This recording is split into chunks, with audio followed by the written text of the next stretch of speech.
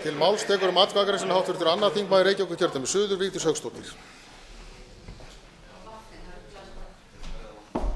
Virðulegi forseti, ég komin hér til með að gera grein fyrir atkvæði mínu því að ég samþykki það að þessi fundur verði hér fram eftir kvöldi.